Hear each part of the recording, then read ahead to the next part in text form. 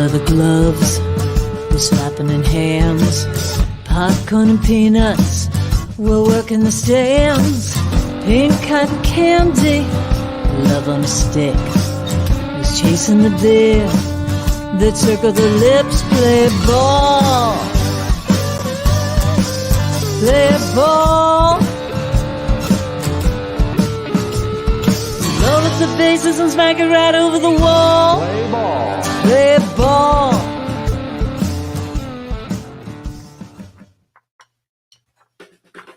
Welcome to Laughter Saves Lives Live. Tonight on the show, Brett and Shane Kinsman from the movie Cheaper by the Dozen and the mega hit TV show Desperate Housewives. Next up is Tony Croce in our new segment, Hey! We wrap things up with a visit from our pal, comic Tom Daddario. Now, what have you been up to? Laughter Saves Lives Live is brought to you by the law firm of Barish and McGarry, lawyers for the 9/11 community.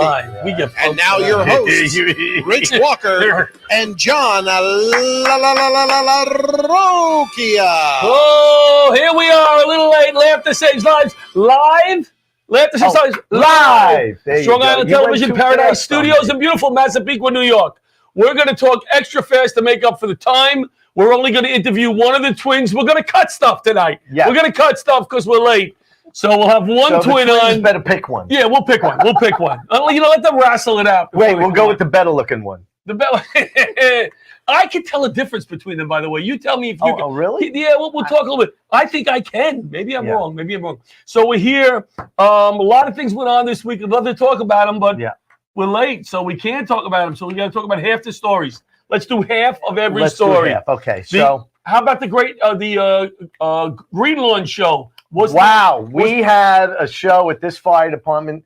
And who was the funniest? Next story. You were. We got to cut now. We don't need to go into that. We can't do the rest. But what a night, right? You killed. Oh, stop. Opening up the show. It was a fun night. Green Lawn Fire Department, thank you. It was a great night. Jim Mandrinos closed the show. Right. Jim went full circle for a fire department show. He cut open his leg, had blood all over his pants. We called the medic from the fire department. They took him to an emergency facility. 11 stitches. Jim came back to close the show. Yeah. Full circle. Showing what the volunteer fire department really didn't have to because I was there to do it. Yeah, Rich was sitting there going, I was waiting. Can I help? I'm feeling there for you, buddy. I sit? Jim, can I sit? But it was a great night. I won the fire pit. Yes. I won the big fire pit, which Eric Proctor delivered to my house the next day. Green Lawn Fire Department. I have to say something. Yes. I actually own $20 worth of that fire pit. So my wife and I get to come over one night and sit in front of it. I would love for you guys to sit in the yard when we're out one night. Yeah, when we're out one night, you guys can come over. Which will probably be never. You guys never go outside, do you? Paula doesn't go outside. Oh. We want to thank, Richie and I want to thank Sunrise Animal Hospital. 2 weeks ago, Richie screwed up. They gave us a lot of money, and he never mentioned them from the stage. They sponsored the show. They sent 100 people. I'm exaggerating, right? 100 people, gave us $4,000, and Richie said, we'd like to thank what animal hospital? All right, move on. It was a busy night, and everybody was crazy doing everybody else's jobs. It was a great night. We apologize. No, we apologize. But what a great animal hospital. We're going to get them on the show, and in fact, the lady Sunrise Animal Hospital. The lady that owns that is twins. The twins. I just made that up. I figured it was the theme tonight. Met game the other night. Mets lost. One or two other things here. That you could have left out. I could. Thank you to John Michaels Rockbox podcast out of LA. Yeah. Guess who got me on that show? Who? She's a PR lady, Tracy Hopper, PR lady. So I was on that show with our new PR lady. That was fun. And I went to the eye doctor today, Dr. Becker. Yeah, what happened? This girl did stuff to my eyes that they never did before. And I'm trying to ask her questions, and she's just put yellow stuff in. It was gooky. Oh, yeah. Never happened. Dilated? No, it wasn't dilated. Thank you to Bergen County Sheriff's Office Bomb Squad. I taught a class there Friday. I'm very smart. There's a PR lady right there. She's a Tracy Harper. She's a PR lady. So Sheriff Bergen County Bomb Squad. Wow. Thank you very much for making me feel at home. We had a great time. Let's bring in our first guest. Let's just bring them in. You know, Brent and Shane Kinsman. Hey, before we do, I know we're behind, but before we do that, let's run our commercial. We're good. We're going to come right back after this. We'll come back with it. You can't say commercial. Kinsman. We can. I said we'll be right back after this commercial. Fine. Message?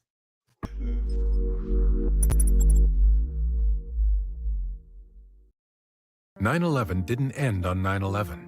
500,000 people were exposed to the World Trade Center toxins and are still at risk today. 68 cancers have been linked, including skin cancers, prostate cancer, breast cancer, blood cancers, and many respiratory illnesses.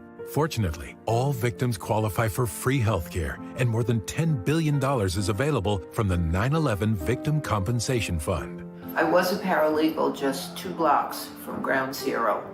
I had skin cancer and lymphoma. I worked at Goldman Sachs. I had kidney cancer and respiratory illnesses.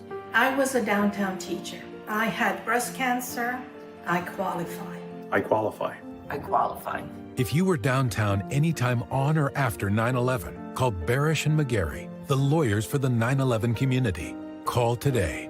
No law firm has recovered more money with over $2 billion awarded to 9/11 victims. If you worked, lived, or went to school in the exposure zone on or after 9/11, call Barish and McGarry today. My father worked downtown. He died of bladder cancer. I ran from Gateway Plaza in a cloud of smoke as the towers fell. My mother and I qualify. I qualify. Barish and McGarry's advocacy for 9/11 victims isn't just professional, it's personal. With offices just steps from Ground Zero, they witnessed the pain of the 9/11 attacks and lobbied Congress to pass and permanently extend the Victim Compensation Fund. I was a downtown court officer. I had prostate cancer in 2007. I qualify. We all qualify.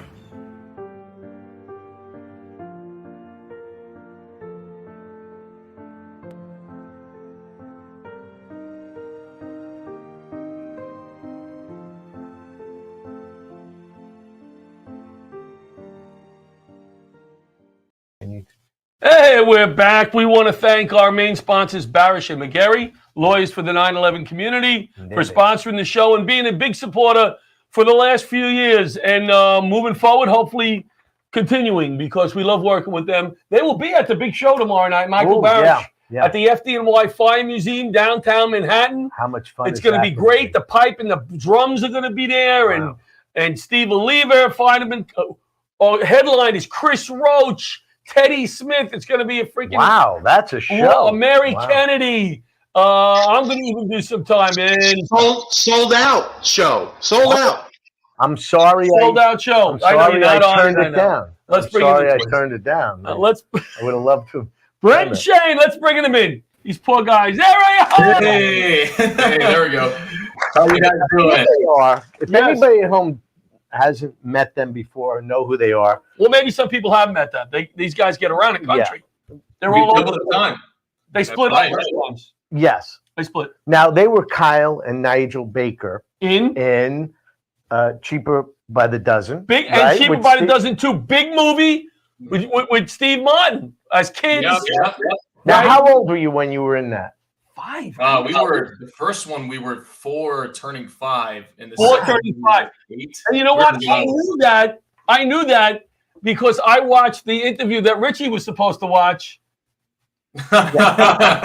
Oh, was it with John Michael? Yes, we went. Good guy. Is he? You know him also, right? He's a good guy. Yeah. Right. I enjoyed that interview. So you guys were kids. You get on this big show. You were picked out at a Dodger game. Mm-hmm. You weren't actors. Really cool story. And you're in this big movie. So before we get to questions on that, I always try to think of questions maybe nobody asked you before. And these are not going to be them. But I just typical win questions. All right? Yeah. I see you guys went to the same college with the same major. Similar major. Oh, okay, similar major. I apologize then. Up until what age did you wear the same clothes? Oh, what, like college? All the way right about 2020 when we graduated college, we were like, yeah, we should probably wear different colors. Yeah, I think it's about time there, boys. Yeah, well, we have the same style, but just different colors, you know. So it's same but different, but always inverted. We're exactly opposite. Exactly. Yeah, we're still trying to figure that out. Now, you guys, I think you're into health and fitness. Yep. Do you do the same workouts? We do. It's hard. I mean, well, the thing is, like, here it comes. It's just too practical not to work out together because we do spend every waking hour, you know, most days with each other. But he spots me when I bench press, and it's, you know, so we train jujitsu together, so it kind of works out. Wow. It's hard. One day at the gym, one does upper and the other does lower. And then you switch the next day. Switch next time. It's hard for Brent because he doesn't lift as much weight, so I always have to take the weight off before we. Stronger, I can go as fast as you think. See, that's what we're trying to do today. We're trying to push you two guys apart a little more to be individuals. That's our, that's what we're going to do here today. No, never. I have a question. For me? No, them. Oh, for them. All right. If you're auditioning, right? You both go in, and they only like one of you. What happens? Is it? So what happens to you when you leave the room after? What do you do while I'm auditioning? Do you go around the corner and get a candy bar or something? Yeah, whatever. No, I don't know. That's a good question. You're like, wow, now that he's out of the room, I can speak freely. That hasn't happened yet. You guys are only getting back into the world, right? Mm-hmm. Yeah. So what I understand, you're going to try to be getting auditions for twins. That's your focus, yes? I would say so. Yeah, we do and have auditioned as individuals too, but we think that our niche in our brand is the twin thing, and coincidentally, we actually play really well off of each other. Not all siblings get along, and we've really had to work to make that happen. But we play off each other pretty well, and we're business partners, so we feel like it's a good niche. Now, question. Which one's the better actor? We're going to have to go to the movies and find out. Good answer. I never was a fan, and I don't mean this in a bad way, and people misunderstand me when I say this.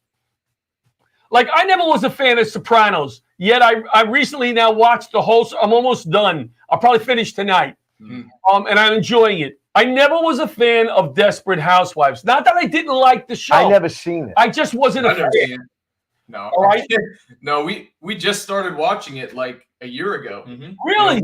We never saw it. We never saw it growing up because at the time it was so racy and we were just kids. And right. Our parents didn't allow us to come to the watch parties. Okay. So who on the show? Could you tell us an interesting story about something funny, something interesting that maybe nobody would know that you can tell us? And how was that whole experience with Desperate Housewives? Well, the experience was amazing. We were really blessed with the cast and the crew. Everybody got along, and Doug Savant, Felicity Huffman were kind of our parents on the set while we were working. Yeah. It was great. And then we had Zane Hewitt, who was just a year older than us to kind of pal around with. So that was a blast. In terms of things behind the scenes, what's funny is remember a day that something funny happened or something that the average person who's never been on a show like you've never been on a show. Never been on a set. Would say, hey guys, this was hysterical. Like what blew you away? Like anything? Yeah, like a funny incident. I mean, there's it doesn't have to be funny. It could be shocking. It could be.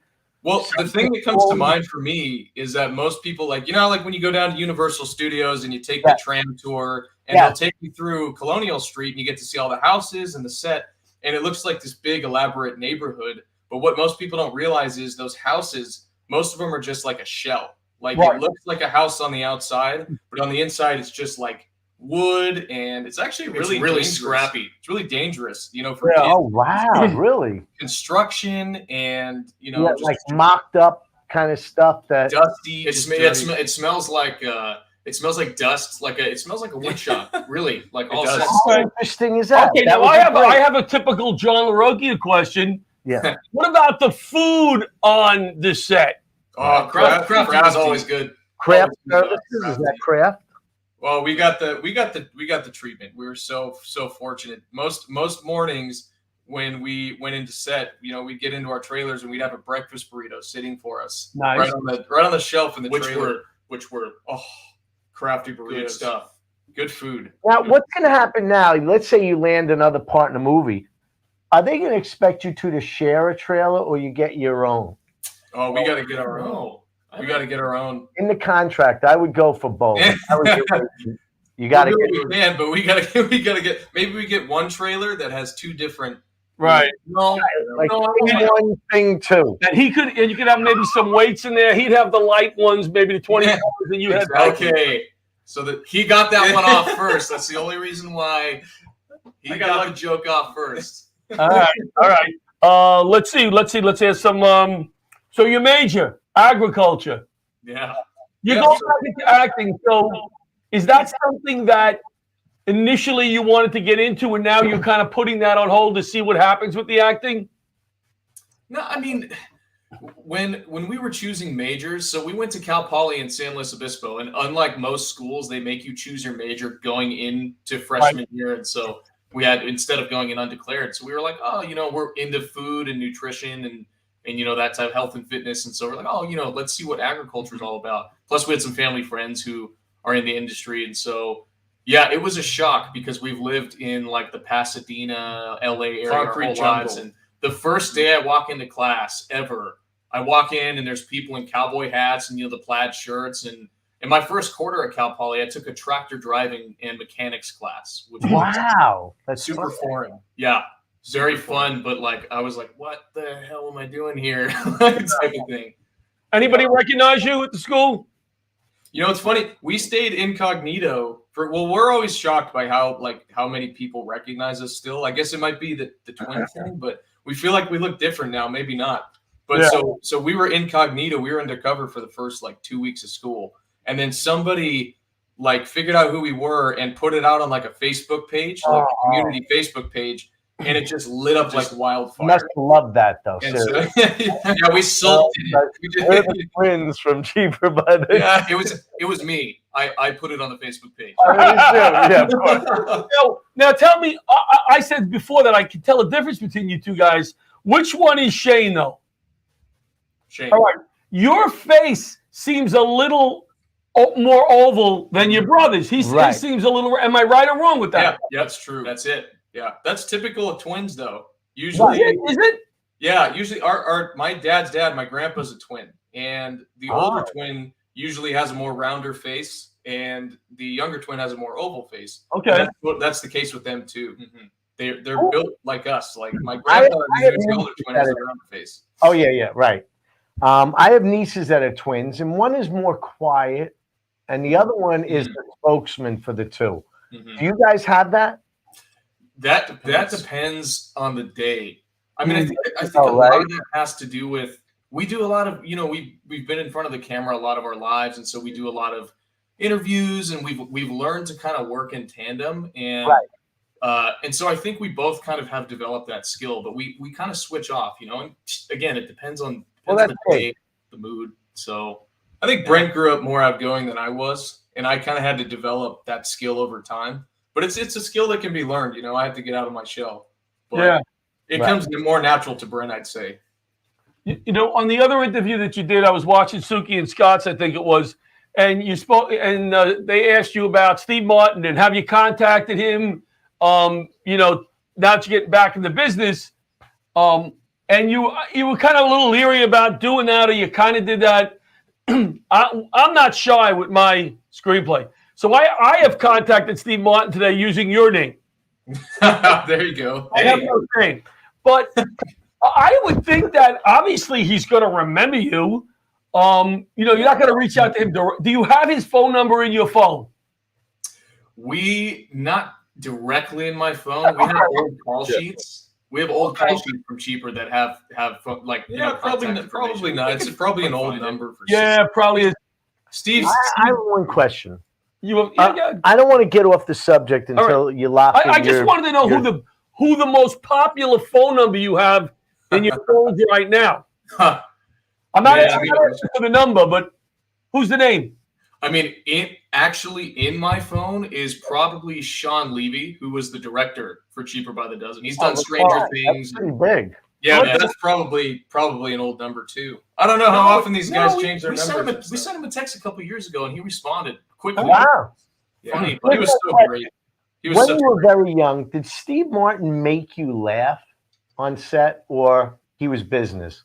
No, he was great. Steve was awesome. I mean, there's like when it was time to get busy and it was time to roll, he was all business. Of course, he's a professional, but like during, the middle of takes or in between shoots, the kids would gather around him and play banjo, and he would play the banjo for all the kids.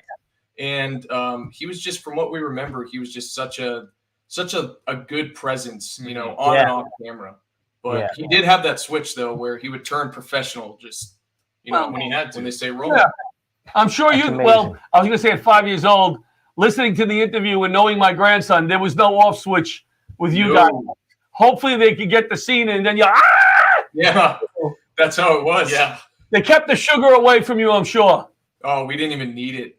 Because usually when they cast, when they're casting for like 4-year-olds, because we actually played 4-year-olds in the movie, but we were 4 in real life. They'll usually cast like 8 or 9 years old kids that look younger, so that they can hold their composure, a little more. We were, oh my gosh, I can't even imagine. We've only heard stories of the rambunctiousness we caused on the set. You're adorable. All right. You have any other questions for our friends? Somebody young getting into the business, they want to get into the business. Mm-hmm. Each of you with a different answer. Give me like 2 sentences. Give them some advice.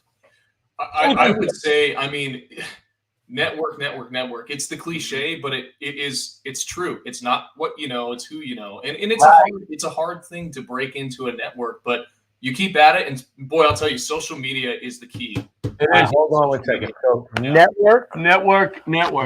Leverage social media for networking. Got that. And your brother Shane? And I would say probably what I've learned is to I think self-awareness and authenticity is what people are looking for. I mean, look, like there are so many people that go out there and try to I'm going to put on a performance that I think this producer is going to like, or this, casting director is going to like. And it's a turnoff, We're all just people in this business. They're just people too, just like all of us are. Be who you are. Just to be authentic and grounded is your best bet. And that's attractive. And that's what we do. We are always who we are, and we're always told, get lost. Well, that's in that respect. But I always heard, I think George Burns once said it, that he goes, when you're doing a part, you have to be sincere with your audience. Be sincere. And when you can fake that, you're going to go to the top. That's right. Most people do a really good job of that. Already. Right, so we're coming out there to do a few shows within the next year. Can we count on you guys to attend and get the word out for us? Oh yeah, we'll be there. We'd love to raise money for a really cool charity, probably a veterans charity. We're talking to a few of them right now, but we need some local support, so we're going to hold you to that. We're from New York. Hey, you bet. Like the other night when what's his name had me on his podcast, I said, do me a favor. Don't say you can come back anytime you want, because I'll call on you in 10 minutes after we hang up here. Now you're going to go look down and go, oh my God, he's going to come looking for us. Well, guys, it was a pleasure talking to you. Very likable. We wish you the best of luck, man. Good luck. Oh, man. Likewise. This was a blast. Thank you, guys. All right, we'll follow your career, and hopefully we'll see you when you come out there. You got it. All right, guys. Be well. Thank you so much. That was good. They wish them the best of luck, man. Yeah. It's a tough business. Do you think someone should interview us like that? Ask us questions like we could do that. Like where you guys? We can interview each other one night. Why don't we do that? That would be a good segment. And it's like kind of networking. Yeah. So, Butch, are we going to go to commercial, or are we going to go right into our next guest? We are going to go to our next break. Our next break. All right. So we'll be back after these this break. Messages. Yes. Break, say. That's better. Break.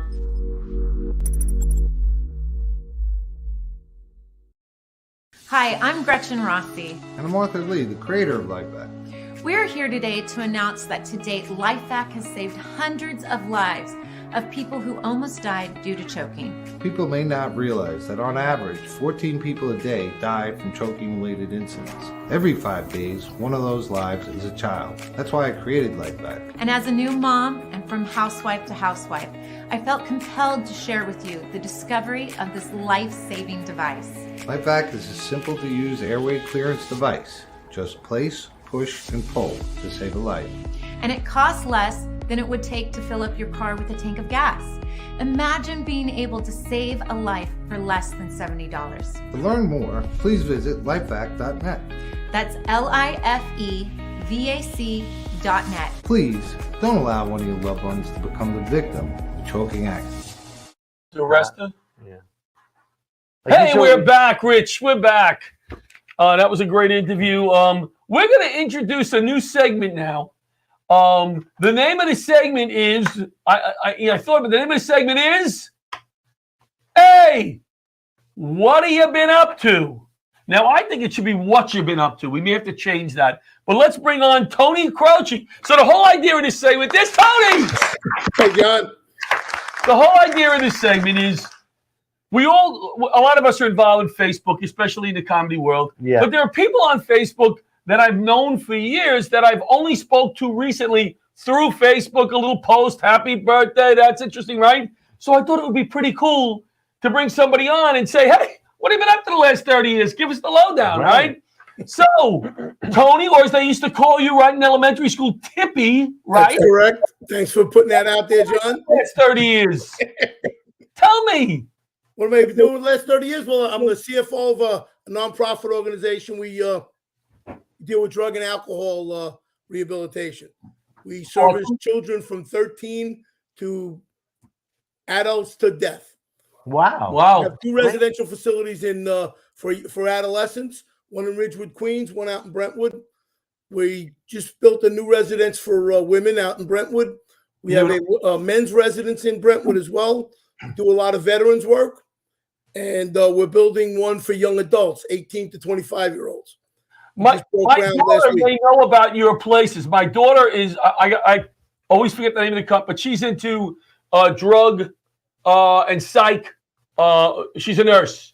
Okay. So I'm going to tell her about your organization. Hey, we're always looking for nurses if she wants extra work. All right. So she owes me some money, so maybe I'll put her a side job. All right. So cool. So now, how long have you been doing that? I've been with Outreach for 26 years, and I was their accountant for 12 years before that. Wow. And when you, what high school, what college did you go to? I went to Queens College. Now, did we know that we went to the same college? I don't know. We probably did. I don't know. When do you think is the last time we spoke? Wow, long time.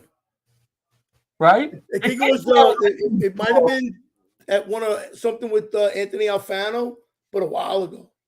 You remember Anthony Alfano? Anthony Alfano. He went to school with me at St. Francis. Oh, okay, that's right. We have to talk off the air about Anthony. All right. So tell us a little bit about this. Well, you told us a little bit about the organization. Do you guys do fundraisers? Is there any way Laughter Saves Lives can work with you guys? We actually do fundraisers. We're in June. We're having a luncheon out in Long Island at I forget the name of the country club. And in December we have a big gala in Cipriani's on 42nd Street. Okay, so how about we sat 550 people? Whoa. Wow. We've sat more. We've sat as many as 700. So obviously COVID has put a little strain on. Comedy fundraiser? I'd have to talk to our fundraising department about that. All right. We don't like to go, we hit a certain community, we hit them twice. Right. We don't like to hit them too often. And I'll talk to our guys in development. All right, very good. Very good. All right, me as a kid, what do you remember as me as in elementary school? I was shy, right? Yeah. Jordan was a bully, right? Well, he wasn't a bully either, but he wasn't shy. Well, you know that in the 8th grade dance, I was so shy that I stayed in the closet the whole dance. I did the coat check and never left. Whoa. That I didn't know. I was outside, but I was a little shy too, so it wasn't much better. Now, you said, was I a bully? I was not a bully, but I used to get punched by, what's his name? Who was the, I don't want to, can I call him, but he used to punch me in the legs walking down the stairs where I would fall down the stairs because it hurt so much. What was he at ground level, punching through the railings? He would just punch me in the stairs. Nice. I remember who it was. Sister Rose Dominic was one of our Sister Rose Dominic, yes. Yep, she used to smack our heads into the chalkboard. We had some interesting times in that school over on Dry Harbor Road. Yep. 80th Street. And we talk about twins. We had the Rowell brothers that I remember Sister Rose Dominic in unison. Both of them at once into the board. But they both hit the board at exactly the same time. It was something to see. Right. The Cowboys were an interesting group. Yeah, it was good days though. Those were the good days. I don't like when people say, "Oh, those were the good old days." There's a lot of good things going on today. You know, it can be so negative, but there's a lot of positive things going on. Like your organization. I tell that to people all the time. It's not as good as it was 2 years ago, but it's still good. Yep. Yep. Where are you living now, Tony? What's your address? In Glenhead. Where? At Glenhead. It's right near Glen Cove Road. I know where it is. My buddy lives there. You want to give our viewers your address? Yeah, I want to do that. Yeah. We don't have crazy views. They show up with a pizza. You know, they're good people. Views, right, Richie? Yeah. And to keep in the vein for you, I do a lot of work with the Glenwood Fire Department. Oh, nice. We were supposed to do a show with them, I think, at one point. What happened? I don't know. Were you a video? volley over there, or you were just? No, I'm actually their internal accountant. Very good. Very good. Is there anybody you want to give a shout out to? So actually, I'd like to give a shout out, not to anybody, but an event down in Williamsburg, Brooklyn, this July. There's the Feast of Our Lady Mount Carmel and San Paulino. One of the nicest feasts in the city of New York. And if you've never seen it, it's something you should really take a look at. And the next 2 years, in the stream of what goes on down there, I'm the number one man. It doesn't mean too much, John. So it's not like a captain in the fire department.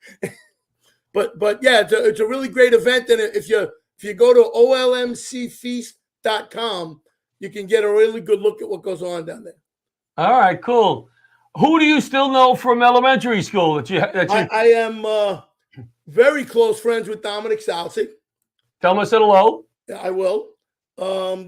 Not too many others. I see people around, Facebook, like right. you. Robert Carolla passed away, right? I do know that. Yeah. I do know that. And every once in a while, I see Anthony Benevento in the neighborhood. Look at these names. Carolla, Benevento, right? Man. There were other people. The Middle Village is a little German community, right? Yeah. But yeah, not too many from because we pretty much dispersed out the Middle Village guys. Yeah. Not a lot of guys still in Middle Village. Why did they call you Tippy, by the way? I used to walk on my toes, and some people tell me I still do. So. Well, listen, I can't thank you enough for coming on. Please stay in touch. Let's try to do something together. And if you don't mind, could you hang out for about another 10 minutes and be part of the audience for our comic? Sure. Excellent. Anthony Croce, I know him from St. Margaret's Elementary School back in the day. Tippy! John. Have a nice night. Thank you for doing it, Anthony. Thank you. Good man. Good man. Yeah. So I haven't spoke to him in years. Oh.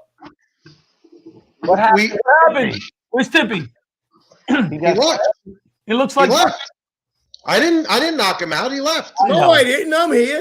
Oh, there he is. He did leave. What are we doing? Commercial? We're gonna go to a break. Yes. We're gonna go to say commercial, John. Thanks, Anthony. Hang out. All right, we'll be right back. 1 minute, 30 seconds with Tom DeDario. One of the funniest guys out there.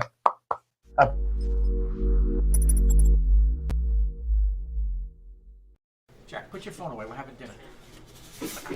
Hey, guys. Hi. Hi, how you doing? What can I get you? You guys want appetizers? For some reason, I just got a craving for smoked meat. Will you order something already? The menu hasn't changed. You looked at it 3 times. I don't know what I want yet. I wanted chicken, but I think it's blackened, so I'll have a burger. How'd you like that cook? Medium. Do you have any specials? Specials? Boss, what are specials? What's the matter? You don't know the specials? Look at this smoke. What smoke?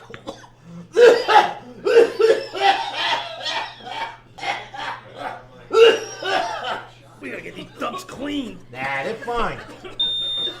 You know what? We're just gonna take our order to go, okay? In business since 2003, MCN Duct Cleaning is the result of many years of research and continuing education, realizing the need to provide a safer and cleaner environment for families on Long Island.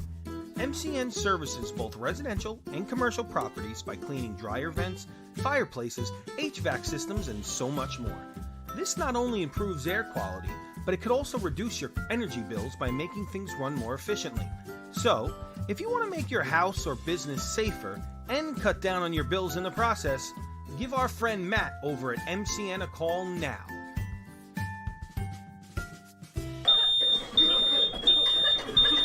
Is that steak well done? Maybe call a little bit sooner than these guys did. And we're back. Laughter Saves Lives live. We always like to end the show with a little yucks. There's nobody better than giving us a little yucks than my friend Tom DiDario. Hey, there he is. Back at his grandmother's house. Hello, Tom. Dude, I love that you have those old ladies from Monty Python like clapping when you bring somebody in. What are those really your curtains? Yeah, they're really my curtains. Shouldn't you have something a little like more, I don't know, masculine maybe, or those are great. Dude, they're burgundy. Like, what do you want me to have? Guns on them? Maybe something with something like fish on it or something. You know, like I'm supposed to have a Hauschwitzer? Burgundy drapes. Hauschwitzer? Is that a sandwich? A Hauschwitzer? Are those still Venetian blinds? Like Venetian. That makes your blinds sound so high end, right? When people say Venetian. Yeah. Venetian. Like, oh my goodness, yeah, my blinds are Venetian. It's just the kind of way I live. You know what's weird about a laptop? I don't know where the damn camera is. I'm gonna find it. All right, here. I think it's at the top. Oh, there it is. There it is. Now I know where to look. What have you been up to? Not much, dude. Working on the script, working on the movie. Pancake and syrup is the first episode because there's 2 episodes.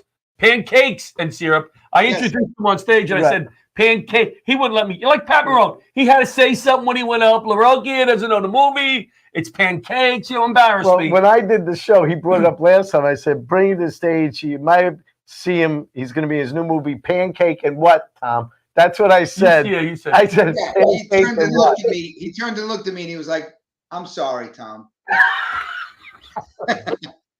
I told you the story about the guy who brought me up on New Year's Eve. I won't say his name. And he wrote down my intro, and then he goes, here's a guy, he's NYPD saving, laughter saves. And then he stops, and he looks at me, and he goes, on the mic, what's your name? On New Year's Eve. On New Year's Eve, on the mic. What's your name? Funny. On New Year's Eve. Not like Tuesday in the back room of a Bennigan's. And you know me where I'm working New Year's Eve. I'm working a packed house somewhere, Tommy. Wow. Right. You know me. Wow, but that's but dude, that's great. How are you guys? How are you, John? How's things going? Things are going well. I really like those guys, man. With Shane and Brett, or Brett and Shane. Yeah, they would seem like pretty nice guys. Right? Brent and Shane. Brent, I guess Brent was born first because his name is first. It must be a weird thing with twins. Yeah. Yeah. Yeah, just imagine they walk through a door and they just bump it, like they just hit each other. Like there's got to be that twin thing. I mean, there's only one of you, John. Imagine if there was 2 of you. God forbid. You'd be annoyed with yourself. Could you imagine driving with 2 of me? John, I love driving with you, but I love driving with you. We had a great time. We always have a great time hanging out. All of us always do. But it's just interesting how like one of me is enough, though. You know? Yeah. Like I love me, but I don't know. I couldn't have another me. You're one of my great. And I love how they talked up show. It's so awesome how they talked up TV. Like they should be comedians for 9 minutes. When you go to like a packed place and you go to the owner and you go, hey, is there some place we could hang out? And they're like, no, we're sold out. Yeah. And you're like, what? Like they're sort of like wait in the parking lot. Like I've done gigs where they literally had no place for us to sit, and their attitude was like, I'm really busy with this sold out show that you have to perform on. Right. So don't bother me with a place to sit right now. Because the guy was like, every chair is taken. And it was like, so like the difference, because I did like a Comedy Central show once. I did a show called Michael and Michael Have Issues. It was Michael Showalter and Michael Ian Black. And they had a TV show on Comedy Central, and I got on the pilot.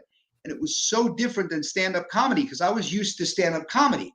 And I showed up, and there's a guy on the lawn, and I'm all nervous because I had my clothes, and I don't know what to do. So I go over to the guy, and he's on the lawn, and I'm like, hey, excuse me, sir, sorry to bother you. My name's Tom D'Addario. And he just goes like, I have Tom D'Addario. I have Tom D'Addario.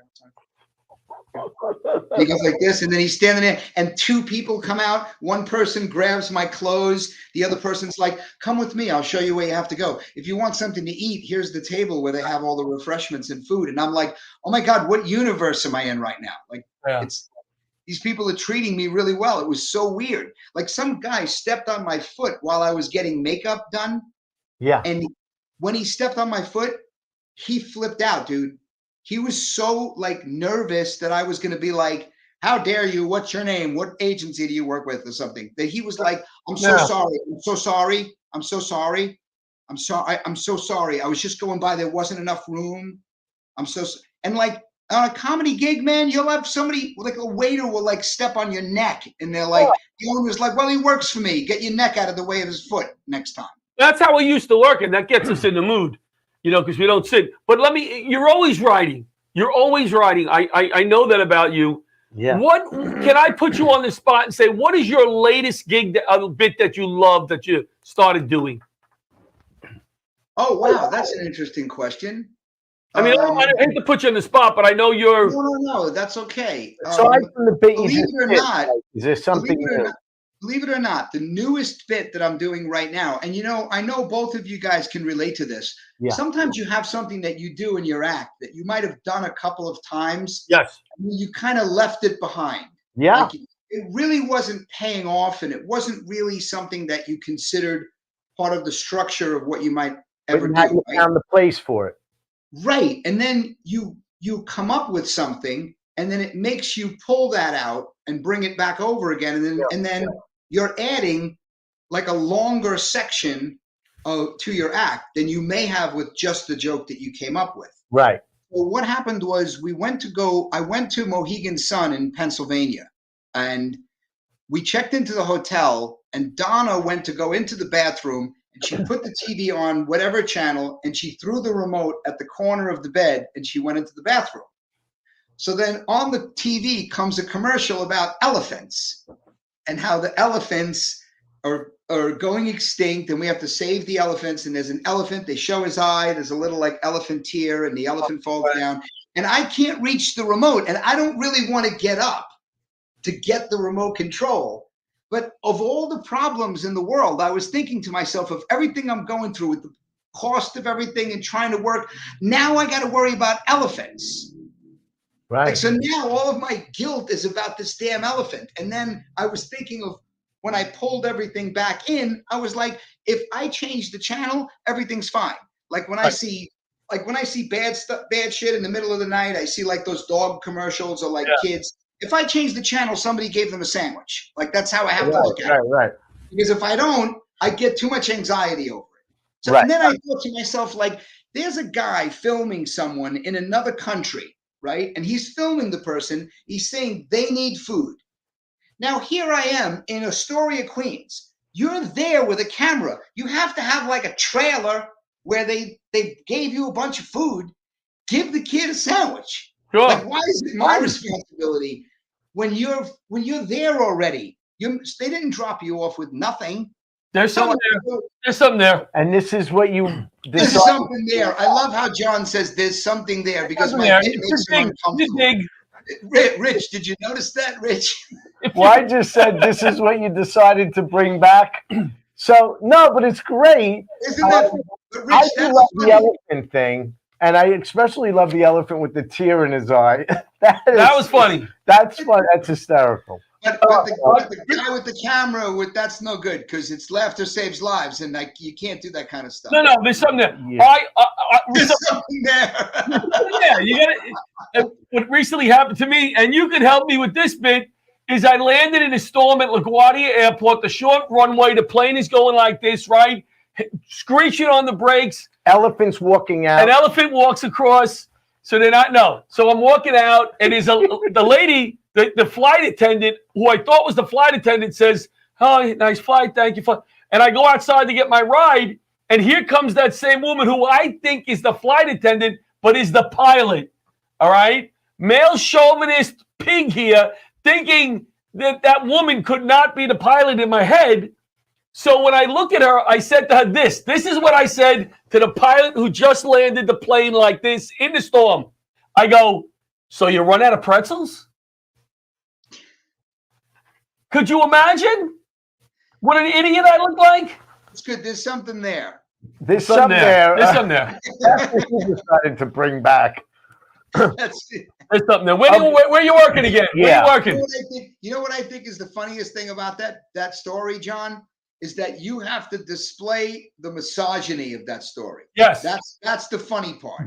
The funny part is how like misogynistic your attitude was. Yes. Because you thought she was a flight attendant.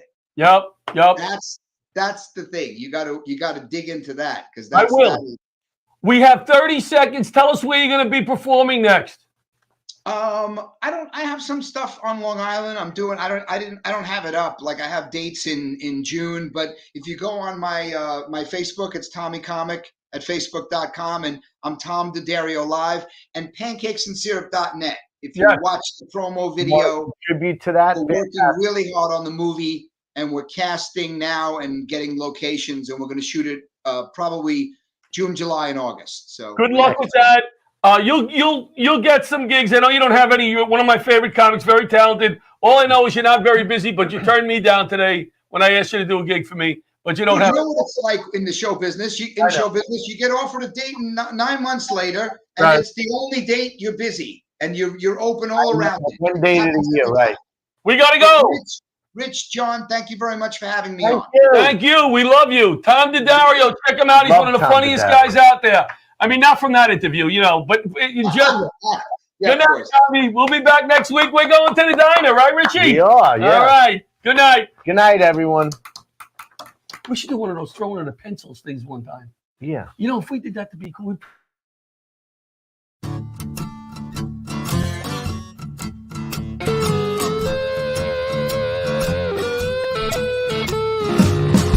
Old leather gloves, we're slapping in hands. Popcorn and peanuts, we're working the stands. Pink cotton candy, love on a stick. He's chasing the beer that circle the lips. Play ball, play ball. Load up the bases and smack it right over the wall. Play ball, play ball.